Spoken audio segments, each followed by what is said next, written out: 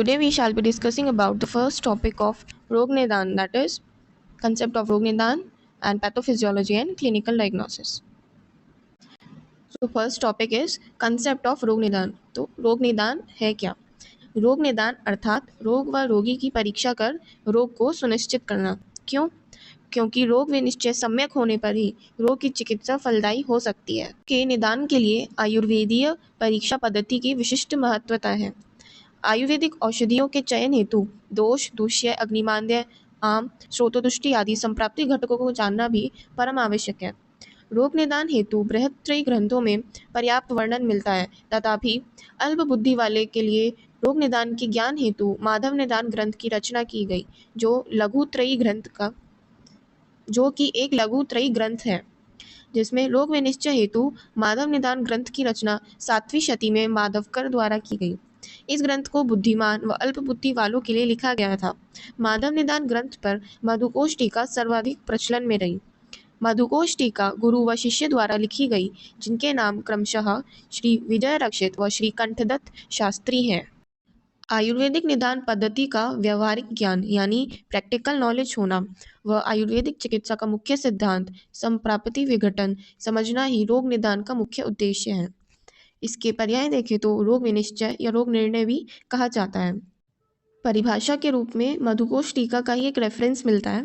रोगाणाम विशेषेण वातजत्व आदि साध्य असाध्यत्वात् आदि रूपेण निश्चयो ज्ञानम येन स रोग विनिश्चयो ग्रंथो, यानी रोगाणाम विशेषेण जो रोग हैं उनको विशेष रूप से वातजत्व आदि वात, पित्त और कफ के भेद से ज्ञान करना, साध्य और असाध्यता के रूप में ज्ञान करना, निश्चयो ज्ञानम येन स रोग विनिश्चयो ग्रंथो।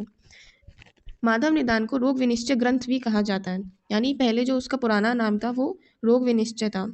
मधुकोश टीका के अनुसार रोग विनिश्चय हेतु निम्न ज्ञान परम आवश्यक है। क्या क्या? रोगों के वातादि भेदों का ज्ञान करना, रोगों की साध्यता व असाध्यता की दृष्टि से ज्ञान करना।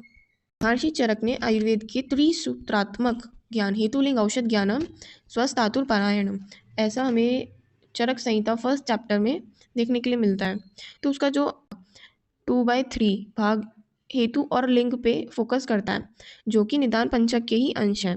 अतः त्रिसूत्र ज्ञान में निदान पंचक ज्ञान का प्राधान्य है। इसके बाद हमें एक और इम्पॉर्टेंट रेफरेंस मिलता है, रोगमादौ परीक्षेत ततो अनंतरम औषधम ततः कर्म विषक पश्चात ज्ञानपूर्व समाचरेत, यानी सर्वप्रथम रोग की परीक्षा करे तत्पश्चात औषध की परीक्षा करे। यानी रोग निदान का महत्व इतना इम्पॉर्टेंट है कि सर्वप्रथम रोग की परीक्षा करने के लिए ही कहा गया है। So heading towards the next topic, that is concept of pathophysiology and clinical diagnosis. पहले पैथोफिजियोलॉजी देखते हैं।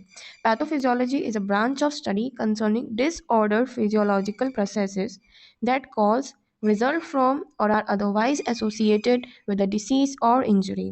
Pathology is the medical discipline that describes conditions typically observed during a disease state, whereas physiology is the biological discipline that describes processes or mechanisms operating within an organism.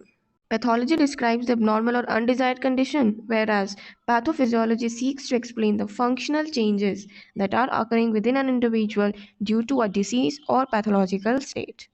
Medical diagnosis is the process of determining which disease or condition explains a person's signs and symptoms. The information required for a diagnosis is typically collected from a history and physical examination of the person seeking medical care. Often, one or more diagnostic procedures, such as the medical test, are also done during the process. So the question arises, is clinical diagnosis the same as medical diagnosis? The answer is yes. The types of medical diagnosis are clinical diagnosis, which is based on life signs and symptoms and test findings, while laboratory diagnosis is determined on the basis of lab results or the lab test rather than the patient's problem.